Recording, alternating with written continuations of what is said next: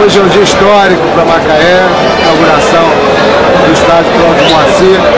Se não fosse por outra razão, seria por essa homenagem a um político importante que fez história na nossa cidade, que deixou marcas importantes também na trajetória dele pelo estado. E eu tenho satisfação e orgulho de estar aqui hoje assistindo essa partida de futebol entre o meu Flamengo, aqui um combinado selecionáveis do Brasil,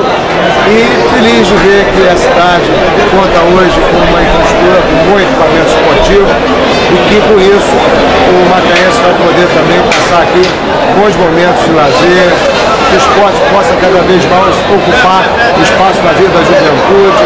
na vida daqueles que querem fazer de fato da nossa cidade uma cidade extraordinária, uma cidade de qualidade de vida, uma cidade que olha para o futuro.